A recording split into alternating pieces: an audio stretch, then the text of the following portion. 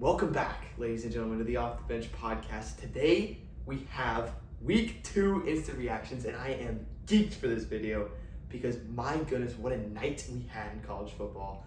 I've always loved doing these on Saturday nights after games, or I guess early Sunday mornings. But you could sort of see this coming this weekend. Awesome results that we had in college football. There was blood in the water, and you could tell, people were kind of sleeping on this week of college football. The US Opens this week, its first NFL weekend. People are sort of talking about that, not really focusing on college football. And they're saying, it's kind of a lackadaisical week in the college football world. There's a big game with Oklahoma and Michigan. People are still sort of reacting to week 1. They're kind of blowing by week 2 and focusing on week 3. You kind of knew something was going to happen in week 2 that people didn't expect. And so much happened. This was an awesome Saturday of college football. So much to discuss. Usually, we like to lollygag on the show a little bit with Will, who unfortunately cannot be here tonight. He's feeling a little bit sick. The notebook can get distracting. The iPad can get distracting. We know these things. These things are very important things. They can distract us.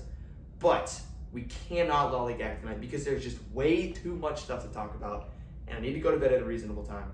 So we're going to get into it. This week, just awesome. This is one of the best college football weekends that I can remember in a long time. That's saying something because we just had an awesome one last week.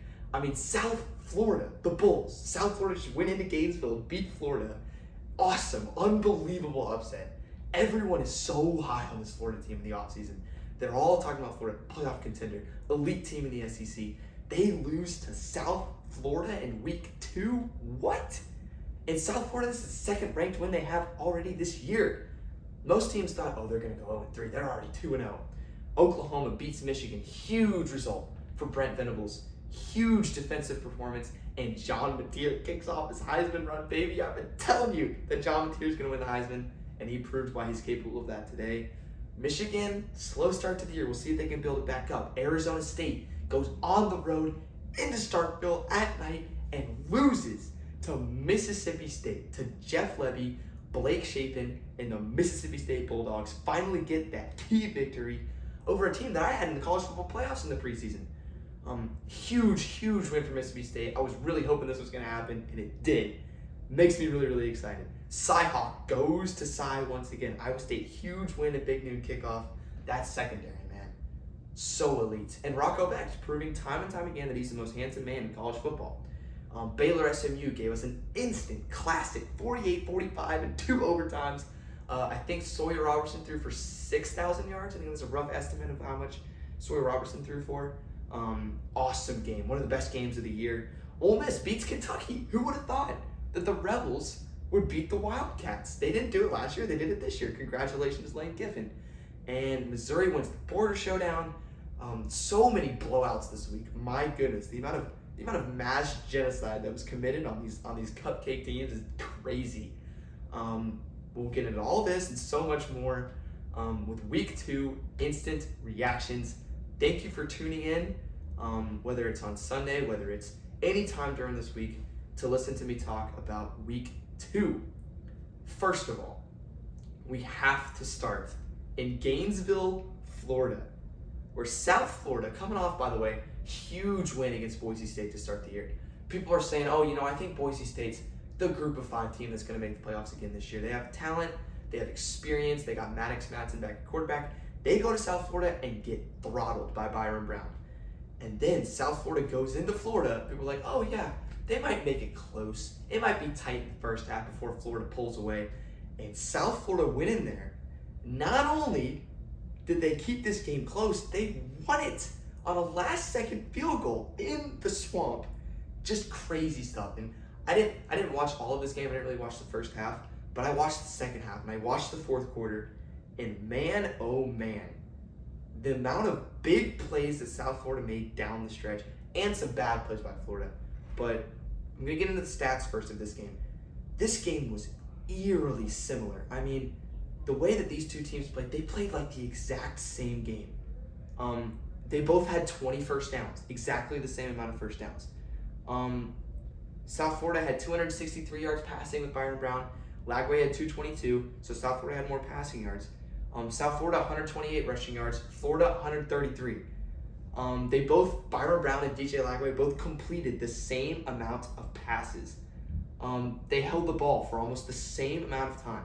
They played like the exact same game. It was so weird.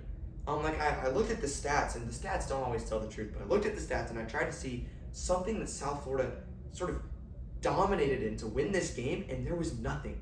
They played like the same game.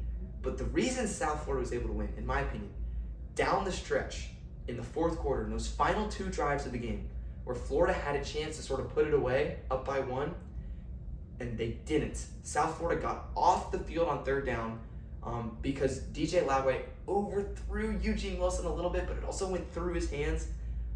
Missed opportunity for Florida. South Florida gets the ball, takes advantage of some bad Florida penalties, and Alvin Isaac, number 10, I don't know if you saw his play. I was watching it in Bryant-Denny Stadium. Brown checks it down to Isaac, catches it in the flats. There's like 2 Florida defenders there. I'm like, why are they calling this play? They're going to lose time. It's not going to get them anywhere. I don't know what they're doing. Breaks 1 tackle, breaks the next tackle, runs 30 yards down the sideline, and sets up field goal territory.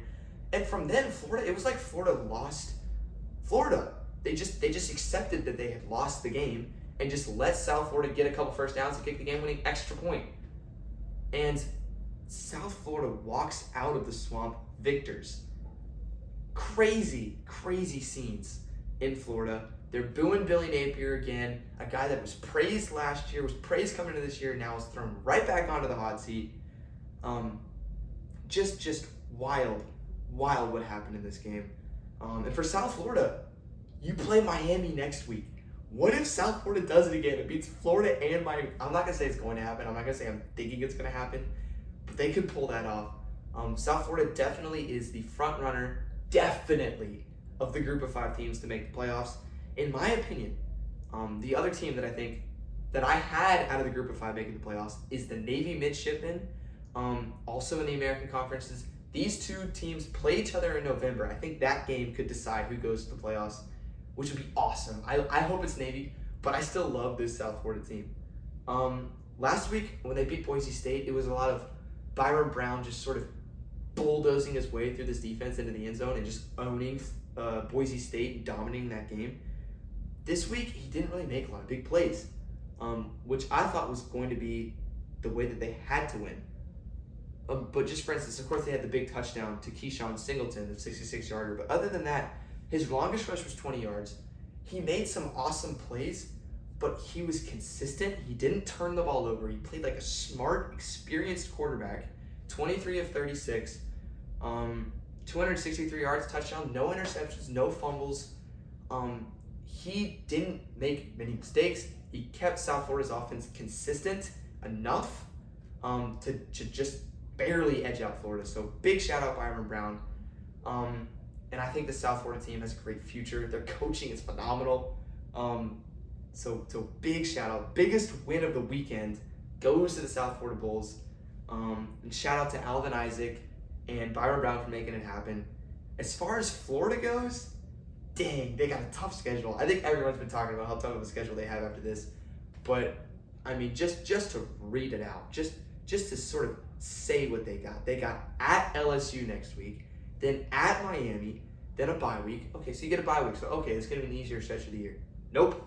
Texas, at Texas A&M, Mississippi State, Georgia, at Kentucky, at Ole Miss, Tennessee, and Florida State.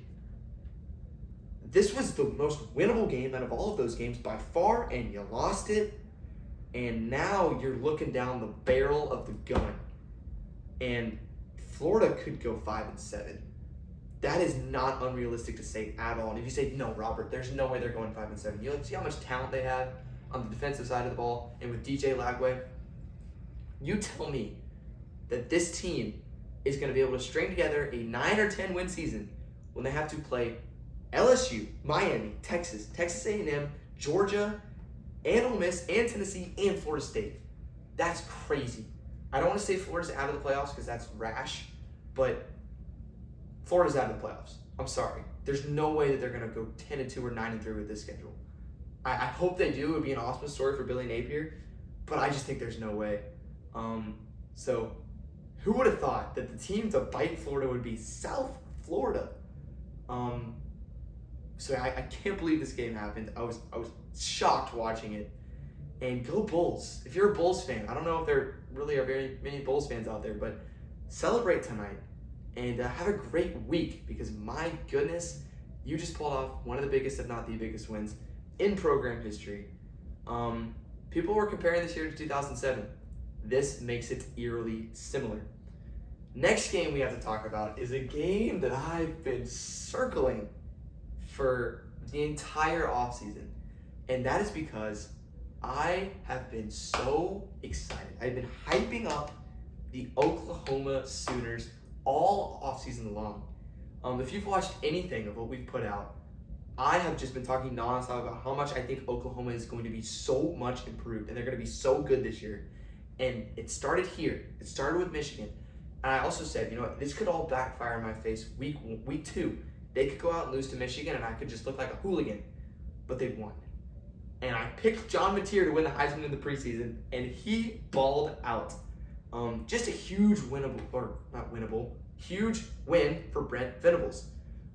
People were talking about him being on the hot seat this year after going 6-7 last year, and rightfully so. Oklahoma's not a program that's used to having a losing record, especially the way that they really went out there and played. But this was the biggest win for Oklahoma under Brent Venables in the SEC. Well, you could say Alabama was, but I think this one's bigger because it sets up the trajectory of the season so well.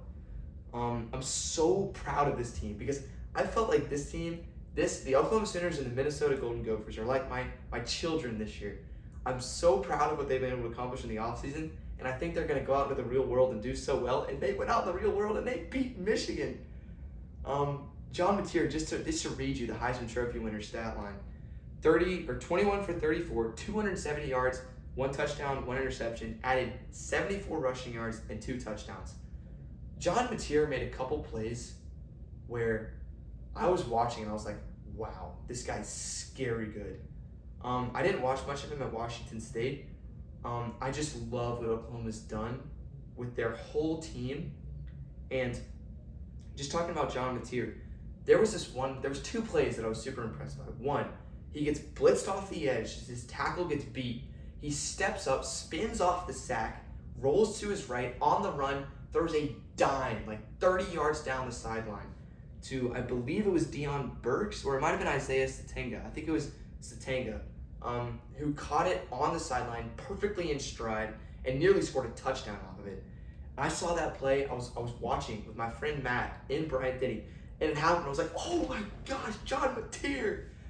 And I mean, my son flashed before my eyes. I mean, John Mateer might be the chosen one, ladies and gentlemen. You know, we're Christians on this podcast, so we believe in our Lord and Savior Jesus Christ. But John Mateer might be the chosen one. So big shout out to John Mateer. And just him balling out. He carried the ball 19 times, by the way, which is a little concerning. The main problem I had with Oklahoma going into the offseason was their offensive line play. I don't think it's elite. It was terrible last year, and they returned a lot of what made it so terrible. And as far as handing the ball off to their running backs, Barnes, Blaylock, and Ott didn't really do very much at all. So Oklahoma's consistency in the run game is concerning. But if John Mateer can play like this every game, it's not going to matter. Deion Burks was fantastic. And even more fantastic than John Mateer and Deion Burks in this offense was Oklahoma's defense. My goodness. I mean, I thought Brent Venables was going to give Underwood a tough time. It made it impossible for him to succeed out there. We talked about the key to this game was going to be, can Michigan run the ball? And you might look at the stat line and say, hey, Robert, they had 19 carries for 125 yards and a touchdown. That's what Justice Haynes put up. That's pretty good. Most of those yards, 75 of those yards came on one play. The touchdown was one play, a 75-yard touchdown at the beginning of the second half. Without that, Haynes would have rushed for 18 carries for 50 yards. You can't win a game in Norman against a Brent Venables defense when your running back has 18 carries for 50 yards. It's just not attainable. Bryce Underwood, of course, everyone's been talking about, most talented freshman quarterback we've ever seen. Obviously got paid a lot of money to go to Ann Arbor. He was 9 for 24, did not complete 10 passes, 9 for 24 with 142 yards. And a lot of people are going to go out and say, this Bryce Underwood kid, he's overrated. He's a bust. He's not going to be anything. Just like they're talking about Arch Manning after last week. But the problem, at least in my eyes, wasn't necessarily Bryce Underwood. And he showed flashes. He made a couple really good throws against cover 3 where, Oklahoma was in zone with a deep corner, sort of a hook defender down in the bottom and that middle zone defender. And Michigan was able to send guys on corner routes, and Underwood made a couple big throws on those plays. And he made plays with his legs, and he was fighting out there. So I liked what I saw from Underwood. But again, it is unattainable to win a game when you're a true freshman quarterback, when your team can't run the ball, and you're going up against John Mateer. So, sorry, Michigan, but you'll never really stand a chance in this game. And if Michigan wants this to work out with John Mateer down the stretch these next couple of years, they need to address the wide receiver position as fast as humanly possible because, Donovan McCulley made a couple big plays, but other than that, yikes. The wide receiver position is thin at Michigan. Again, what impressed me so much about Oklahoma's defense, they had 1 sack this game, and yet Bryce Underwood only threw it for 142 yards. Their secondary dominated this game. And again, a lot of that is because Michigan's receivers are so not elite whatsoever, but Oklahoma's secondary was so good. Their linebackers are great at stopping the run. This is one of the best defenses in the SEC, and they proved it tonight. Huge win for Oklahoma. It makes me so happy because I was right about something this week. I was wrong about a lot of stuff, but I was right about something, and that was Oklahoma beating Michigan, which I'm happy about. Very, very happy about. I'm going to pause real quick for a little Cabo Bob's drink. Sweet Cabo Bob's. If only you were in Alabama. If only. Moving on to one of my favorite results of the week. Even not as awesome as the first two, but this is number 3. It might not. There's so many awesome stuff that happened this weekend. I got to get to it all. Mississippi State hosts Arizona State, a team they lost to last year, a team that went to the playoffs and nearly beat Texas, going up against a team that I believe went 2-10 last year, maybe 3-9. I could be I think it was 2-10. Mississippi State upsets number 13 Arizona State 24-20 in Starkville. This makes me so happy. As a college football fan, I feel like people have been dismissing Mississippi State. They don't really realize that this is a solid college football program. It's no Alabama, it's no Oklahoma, it's no Ohio State or Notre Dame or whatever. But this Mississippi State program is good, and it's been through some tough times. So I was so happy. And again, confession, I want to be transparent. I only watched one play of this game, and it's the one Mississippi State won it on. But the fact that you get a night game in Starkville with the Cowbells going against the top 15 team and you beat them on the last minute of the game, that is exactly what Jeff Levy needed to propel this program back to being relevant in the SEC. To be honest, I looked at the stat line after the game, and it is wild. It's wild for so many reasons. The main reason it's wild is I don't want to start with Arizona State. You know what? I'm not going to start with Arizona State. I'm going to start talking good about Mississippi State. So, with Mississippi State, they could not run the ball whatsoever. They had 30 carries for 66 yards. Averaged just over 2 yards a carry. Could not run the ball to save their lives. And yet they still won this game. So shout out to the play calling, the coaching, and the play of Blake Shapen. Shapen wasn't the most consistent. He wasn't super efficient, but he nearly had 300 yards and 3 touchdowns. No turnovers was the name of the game for Mississippi State. And really what won Mississippi State this game was the big plays. In the first quarter, they had a 47-yard touchdown to start and a 48-yard touchdown, both pass plays. And then, I don't know what Arizona State was doing on this play. This is the only play I saw. It was the last play of the game. So, just if you're Arizona State, you're up 3. Mississippi State has the ball on the 42-yard line. Their 42-yard line. So they've got 58 yards to go to the end zone. There's under a minute left. I don't know how many timeouts they had, but Arizona State decides to blitz and run cover 0, which if you're not, a football nerd, means there's no deep safety help. So you're putting everybody in man coverage with no safety help. So if somebody gets beat, it's game over. And Blake Shapen sees this. He reads this. He's a veteran. Maybe against a freshman this would have worked, but this is Blake Shapen, who's been in college football since I've been born. Blake Shapen takes the snap and sees cover 0, and, flashes are going off in his head. It's just like he just hit a slot machine, and he just got the jackpot, and he hits a post route for an easy touchdown. I remember watching, I was like, what are you doing, Arizona State? Why are you in cover 0? Mississippi State took full advantage. Those 3 big plays provided them with all of their points. They really had no consistently long drives. But they made the big plays and the big moments to win this game, which is awesome. So go Bulldogs. I'm so proud of this program. They're 2-0. They've won at Southern Miss and against Arizona State. Great job, Mississippi State. As far as Arizona State goes, last week against Northern Arizona was the complete opposite of this game. They could not run the ball against Northern Arizona, which is why I was concerned, which is why I dropped them out of my top 25. The only reason they beat Northern Arizona was because Sam Leavitt was playing out of his mind. It was like he drank a bunch of Powerade at Slim Chickens and just went crazy. And then, this game against Mississippi State, Sam Leavitt was 10 for 22 with 82 yards, 1 touchdown, and 2 interceptions. He played awful. What happened? It was 1 week. You went from being the best quarterback in the Big 12 to being DJ Uiagalelei. What went on in Sam Leavitt's head? Sam Leavitt, you could be going through some emotional stuff. I don't know what it is. It was a rough night for Mr. Sam. And on the other side, they ran the ball so well. Raleek Brown and Kanye Udo had over 100 yards rushing. Udo had a touchdown. They ran the ball for 251 yards. Mississippi State ran the ball for 66. They nearly outrushed Mississippi State by 200 yards and still lost this game.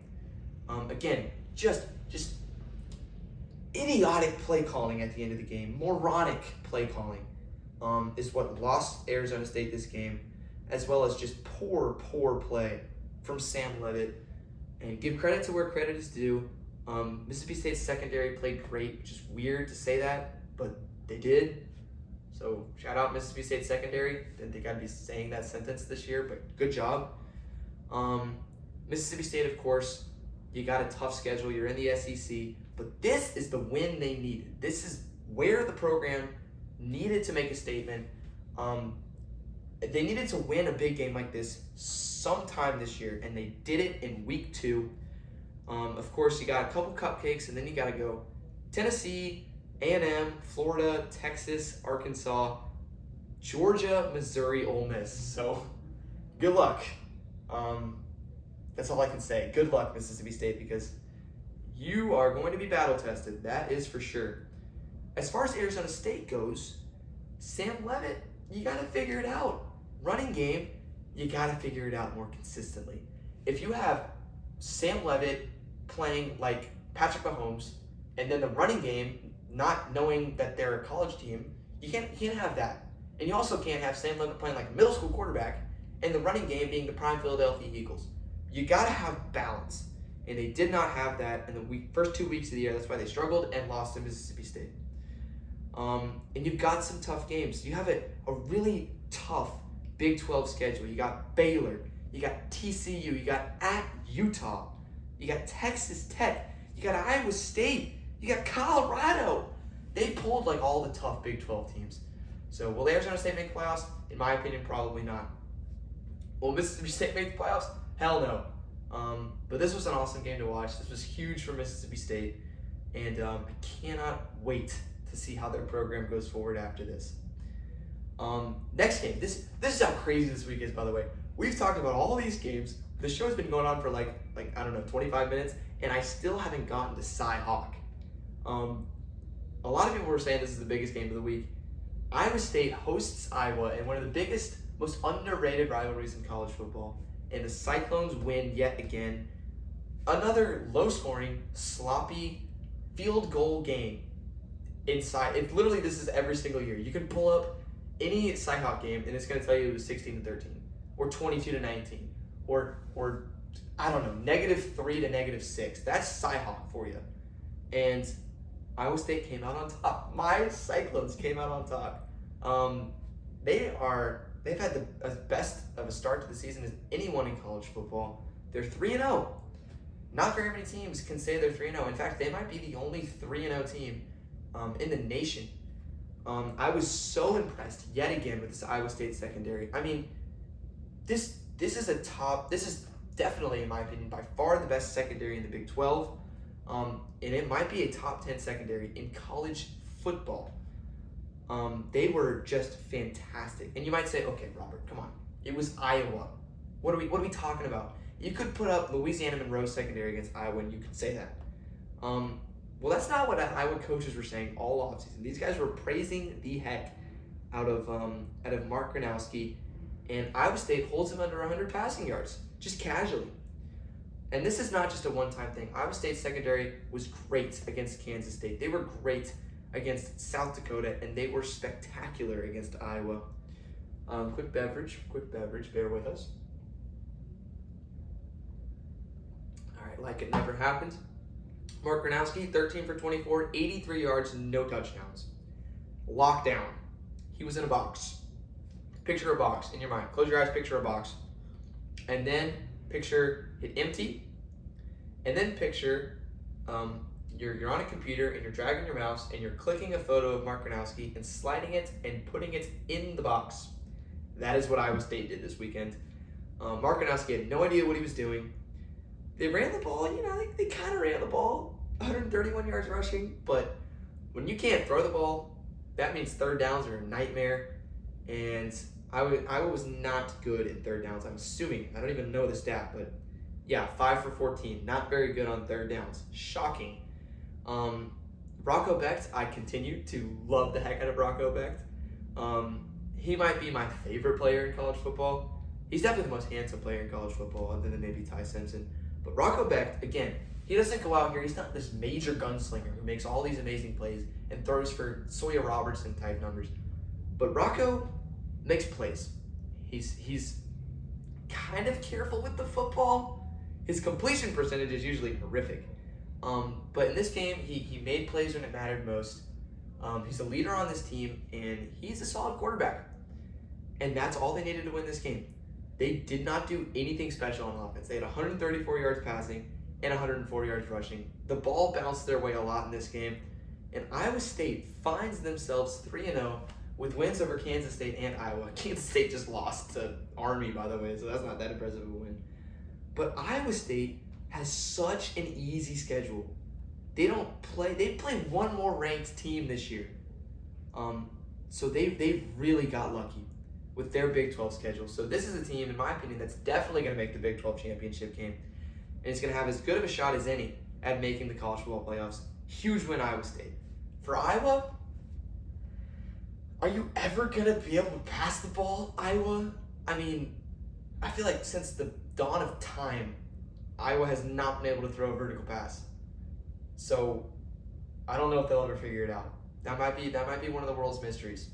Death taxes and Iowa not being able to throw the football. It happens. Sorry, Ames. Or no, sorry, Des Moines. No, it's Ames. Shoot. Des Moines is Iowa State. Ames is Iowa. Sorry, Ames. You lost Cy-Hawk again. You have some opportunities in the Big Ten this year. If you can't throw the ball for 100 yards, are you going to win very many games? No. Moving on. Moving on to what some say, some critics out there, critics and just normal people, say that this game was the best game of the year so far. To that I say, sure, yeah, this is the game of the year so far. Baylor goes into SMU, a rivalry that's dated back hundreds of years, or not hundreds, about 140 years. And Baylor wins 48-45 in double overtime on the road at SMU. By the way, Baylor hasn't beaten SMU hasn't beaten Baylor since 1986, and that still remains to be true. Crazy fact. So now it will have been 40 years since Baylor has lost to SMU. This was another weird game. A tale of two halves is what this was, because Baylor could not stop SMU for anything in this first half. Kevin Jennings, I think, was 10 for 10 with 226 yards and like 3 touchdowns in the first half. Just crazy, perfect stat line. Finishes the game 16 for 22, which means he went 6 for 12 in the second half, if my math is correct. And they're crunching the numbers upstairs. Okay, yeah, my math person confirms. 6 for 12 in the second half. Nearly 300 yards passing, but got shut down.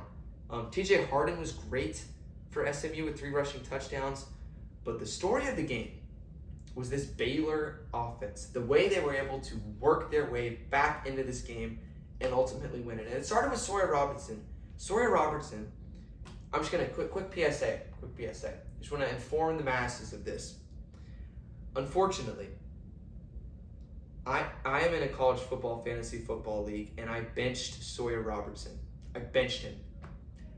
Now with that in mind, now that the masses know that, the masses have been requesting that information. Now that they have it, I'm just going to say, Sawyer Robertson, 440 yards passing and 4 touchdowns. And sitting on my bench was Sawyer Robertson. But I would also like to inform the masses that I acquired Taylon Green off of waivers, and he scored more points than Sawyer Robertson did, so it didn't matter. So all the haters out there, just I hope you have a terrible day, haters, because Taylon Green outscored Sawyer Robertson. But anyway, Sawyer Robertson definitely played better than Taylon Green. I cannot say more about how impressed I was with Josh Cameron, Ashton Hawkins, and Kobe Prentice. The same Kobe Prentice that was on the Alabama last year, who was terrible, played great, and he played great against Auburn too. This receiving core was fantastic. Cameron, 9 catches, 151 yards, 2 touchdowns. Hawkins, 10 catches for 145 yards. Prentice had 2 touchdowns. And last week, Robertson was able to do a very similar thing against Auburn, throwing for 400 plus yards, throwing the ball, I think it was 500,000 times is how many times Robertson threw the ball against Auburn. Again, fudge the numbers a little bit of a rough estimate, but he threw it 500,000 times against Auburn, and I think it was 265,000 times against SMU. And the difference in this game offensively, against Auburn, Baylor could not run the ball. Against SMU, they kind of ran the ball, 161 yards rushing. Bryson Washington took the bulk of it, so good for Baylor. Great for Dave Aranda. This is a huge win for Dave Aranda. What's interesting is Dave Aranda is supposed to be a defensive masterclass. This was not a defensive masterclass. The Auburn game wasn't either, so defense has got to be tightened up. But huge win for Baylor. As far as SMU goes, people might start to dismiss the Mustangs, and rightfully so. They lost at home. They gave up 48 points. But I just want to say they were a field goal away from winning this game. And they were another field goal away from potentially winning this game. So this is just an early season loss at home to a Big 12 team for SMU. And they had this last year. Last year, they had a slugfest, sloppy game against BYU at home, Big 12 team at home, and they lost.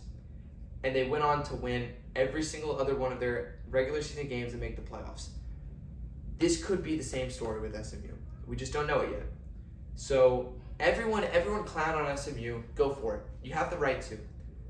But I also have the right to accept every single apology notice from each and every one of you when we look back at SMU in 7 weeks and they're 7-1.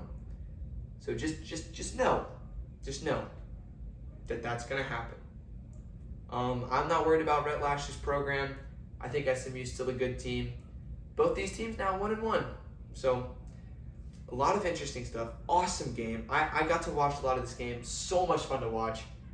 I mean, there's nothing more fun than watching a guy like Sawyer Robertson Just huck a ball down the sidelines and Josh Cameron coming up with it.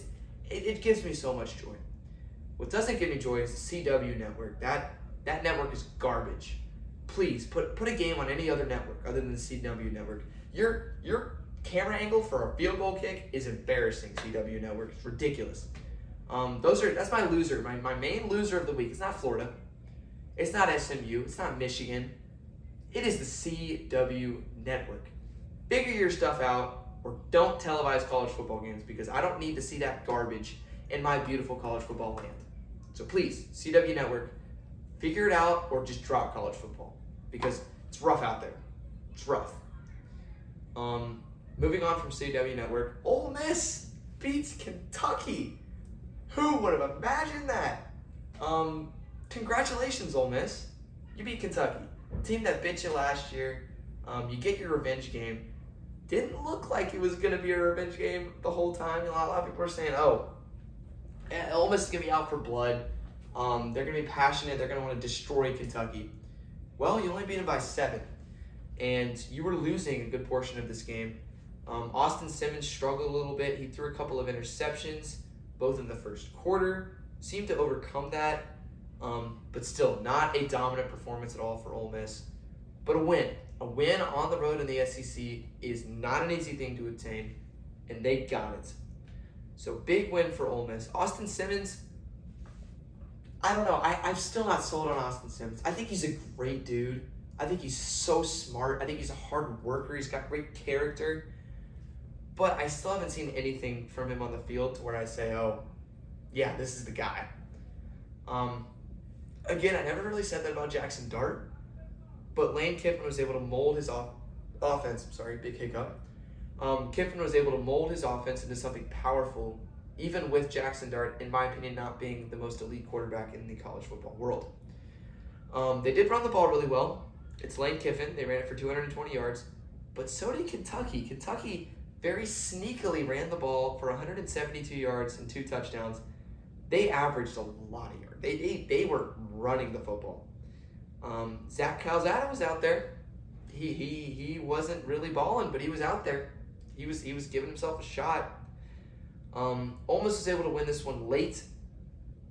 Again, I didn't really watch this game. I had a lot of other stuff going on. I was too busy going undefeated in cornhole. Actually, I lost the first game. I went 5-1. 5-1 in cornhole. I think that's good enough to make the cornhole playoffs. So hopefully I'll be able to make the cornhole playoffs. I also played some jackpot today. I haven't played that in a while. So it was a fun day. But yes, Ole Miss wins this one late. And a big win for Lane Kiffin because they didn't get it last year. And a great start to the SEC season for the Rebels. As far as their schedule goes, it's not the worst SEC schedule out there. It's not great, but it's not the worst. Could they run the table and make the playoffs? I really don't think so. I would be shocked if they made the playoffs.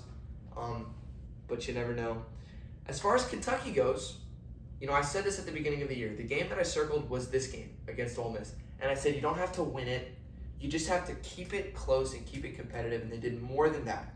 So I think this is a huge win for Kentucky.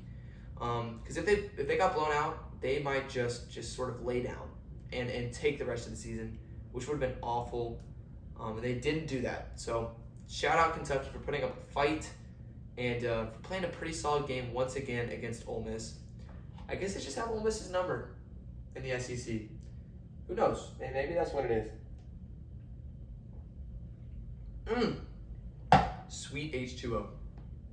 Moving on to Illinois and Duke. I think something that college football teams find way too much delight in is proving me wrong. I had a bad week in picks this week, gentlemen and ladies, if you're watching. Just to set the scene, first 2 weeks of college football, I was 9 for 11 in game picks. I was going crazy. This week was rough. I don't know how many I got right. It might have been 3 out of 10. I had a bad week. In this game especially, I picked Duke. Alex and Will both picked Illinois, and Illinois dominated the second half. Here's an interesting stat, just an interesting stat for you. Illinois scored on every single one of their possessions in the second half. Every single one. They scored touchdowns, I think, on 3 of the drives and a field goal on one of them. Could not be stopped. Duke couldn't do anything about it. And Duke's defense is not bad. It's not great. I'm not going to go out there and say they did this against a great defense, but it's not a bad defense. So as much as it just goes in front of everything that I said all season, respect to Luke Altmaier. Big respect, by the way, to my boy Hank Beatty. That dude balled out. I don't have his exact stat line, or I do. The iPad has it, but the iPad needs a little bit of a break. It's at 37%. I'm going to give it a little bit of a break. I believe it was something in the realm of 8 catches for 160 yards. So Beatty balled out. Altmaier was efficient. He made a couple big throws on third down too. Big win for Illinois. They got USC coming up, I believe, in week 5. They also got at Indiana soon. So they'll be tested. I still maintain that I don't think they're going to make the playoffs. I think a lot of people are going to have Illinois in their top 10. I'm not one of them, but we'll see. They definitely went up in my mind this week after a huge result on the road at Duke. As far as Duke goes, Mensah was great. He played his heart out. Did he miss some throws? Yes. Was he perfect? No. But he made some big plays, and he threw for over 300 yards against an experienced defense. And I think if I'm Duke, I have some hope that this year is going to be pretty fun because of what Mensah showed us. Angel Anthony, by the way, is still alive. Didn't know that dude was still roaming the grounds of college football, but he had 2 touchdowns if you were watching. Crazy toe tap catch, by the way. And Duke, they could be Duke in the ACC. They're not gonna contend, but they could they could win 7 games. They could win 8 games. It's Duke. What are we really expecting out of Duke? And perhaps what the biggest rivalry game this week was, we finally got the return of Missouri and Kansas. First time these 2 teams played since 2011. And I remember I walked back into the inside of the Catholic Center after dominating in cornhole. And I look at the TV and I say, my goodness, why is the US Open on? I mean, I love, tennis is great. My dad loves tennis. I got friends that love tennis. I kind of like watching tennis, but come on, we got to turn on some football. So I flipped the channel to the Missouri game and I say, what? I was more shocked about Kansas being up 21-6 after the first quarter than I was that US Open tennis was on a football Saturday in Tuscaloosa. Needless that I find out that Jalen Daniels was balling out. Are we shocked? No? Yes? Yes or no? I don't know. Depends on what kind of Jalen Daniels you're getting this week. But just an interesting stat. Kansas drops 31 points on the road at Missouri, who has a good defense and a good coach. They were up 21-6 after the end of the first quarter. They were balling out there. So you ask yourself, okay, how many rushing yards must they have had? They had a pretty good day. It must have been at least 150. It was probably maybe close to 200, maybe even 250 if they really, really ran it up. In fact, that's not true. Kansas had a grand total of 3 rushing yards in this entire game. 3. So yeah, that's why they lost. When you run the ball for 3 yards, that is not going to get you a win, and it did not get Kansas a win. Basically, this is the scouting report going into this game was Kansas was going to have to get carried by their boy Jalen Daniels. He was going to have to do everything, and he tried. He sure as heck tried. He had I don't want to say he had an amazing game, but he had as good of a game as anyone could have hoped for when your running game puts up 3 whole yards. Jalen Daniels had 223 yards and 2 touchdowns. Also had a rushing touchdown. But that was no match for Bo Pribula in this Missouri offense. Bo had as perfect of a game as you could hope for. He was 30 for 39, 334 yards, and 3 touchdowns. He also added 6 rushing yards. I thought it was more than that. Bo Pribula looked every bit as good as anyone could have expected. Played fantastically out there. And adding on that, people last week, Ahmad Hardy didn't really do very much, and this team kind of struggled to run the ball a little bit against Central Arkansas. Well, Jamal Roberts and Ahmad Hardy both had over 100 yards rushing. They ran for 261 yards. And when you run for 261 yards and you hold the other team to 3 rushing yards, it's really, really hard to lose. And Missouri did that and won, which makes sense. So good for Missouri. Also, Kevin Coleman Jr. went nuclear. 10 catches, 126 yards and a touchdown. Big fantasy football day for those fantasy football guys out there. And Brett Norfleet might be one of the more elite tight ends in the SEC. Had 2 touchdowns, 7 catches, 76 yards. Good for Missouri. Very interesting Missouri stat. Again, I say this all the time. Everyone always sleeps on Missouri, and rightfully so because they have an easy schedule. They play their first 5 games at home. They don't have a road game until October 18th, which is over a month away.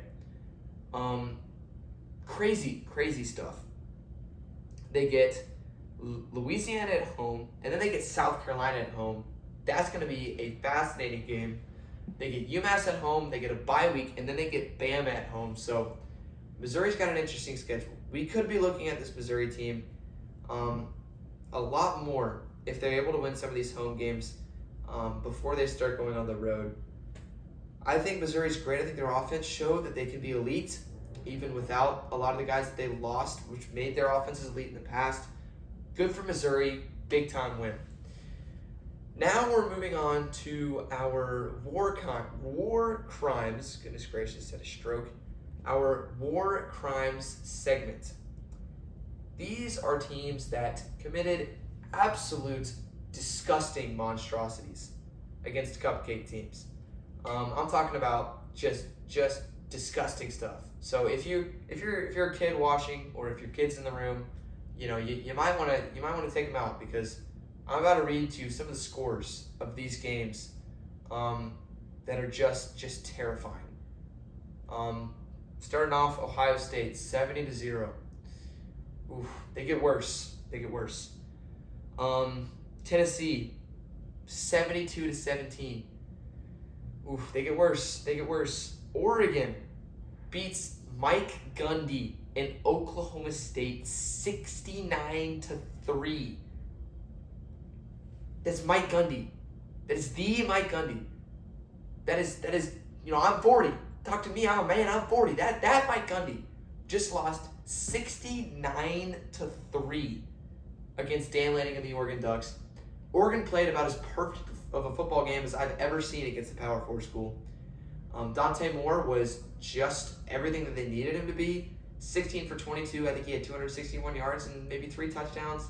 They had 2 pick sixes. I think they ran the ball for 8,000 yards. So great job with the rushing game. And their receivers stepped up. Corian Moore had a big touchdown. I mean, they balled out. That is scary. What Oregon just showed us is borderline terrifying. I don't even say borderline. It was illegal. It was a college football legal scandal with Oregon. 69-3. You're not supposed to do that against Mike Gundy. It gets worse. Alabama 73-0 against Louisiana Monroe. I mean, talk about a get right game. You can't get much more right than 73-0 against Louisiana Monroe. My goodness. And it does get worse than that, if you could believe me. Florida State won 77-3 against Texas A&M. East Texas A&M. What are we doing for? Why are we scheduling East Texas A&M? That is just weird. There's no need to do that. But hey, you won 77-3. You weren't winning 77-3 against East Texas A&M last year. So, and I watched a good amount of that game. Every time I looked at it, Florida State was scoring a touchdown. Whether it was Deuce Robinson one-handed catch, another Gus Malzahn jet sweep, whatever it was, Florida State was just balling out. I mean, the ACC with Miami, Clemson, or we'll talk about them in a minute. They also got Florida State now. Might be in that conversation with those two teams. Georgia Tech also dominated Also, I think Utah won 63-3 or something like that. Look out for Utah. They might be the team. You know what? They are the team to beat in the Big 12. Utah, Iowa State Big 12 championship is going to go crazy. Those are the war crimes. Those are the massacres. Now we get to talk about our nice guys. Our two guys that handled their cupcakes with care, that made them feel welcome, that brought them right at home and yet still won. Georgia beats Austin P 28-6. Very kind result there, Georgia. And Clemson was way too nice to Troy. 27-16. Wow. I mean, this is not what I expected from this game. Troy was winning 16-3 at halftime against Clemson. In Clemson. You know what? Dabo's a smart dude. Dabo's a great college football coach. I don't want to say bad stuff about Dabo, but yikes. This was rough. This was rough to check the score of. Again, I didn't watch this game, but last year, and this is similar to this year, because last year, Clemson got smacked by Georgia in week 1. I think it was 34-3, something like that in week 1. Everyone was talking about, wow, Clemson looks bad. I mean, this Clemson team looked like a JV team out there going up against, the state champions. And they got dumped by Georgia. And the next week, they host Appalachian State, and I think they hung like 56 points in the first half at home. This year, you lose to LSU to start the year. The next week, I'm thinking, okay, Dabo's going to answer. This offense is going to answer. They're going to blow out Troy to prove that they're still on this upper echelon of college football teams. And it was the opposite of that. They struggled mightily. They couldn't run the ball in the first half. They really got saved by their defense.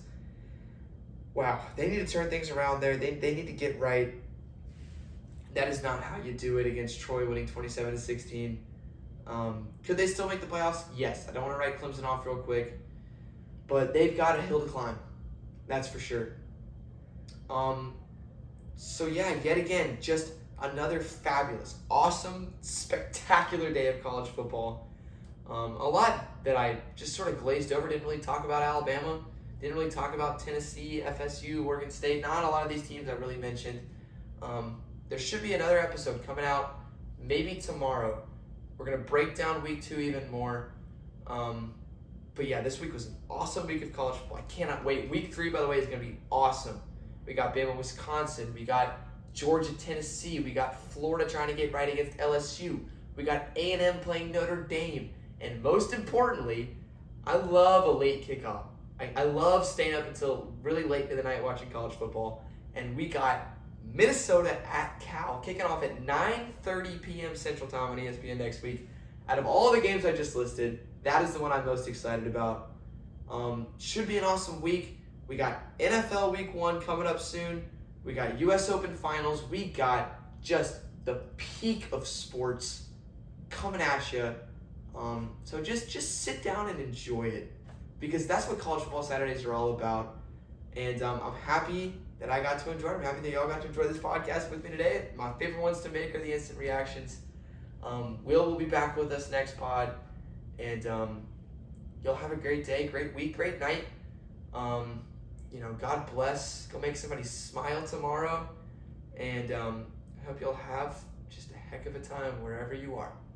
So yeah, I'll see y'all in the next one, or I may never see you again. And that's fine too. But God bless, keep your friends and family safe, and see y'all later. Peace.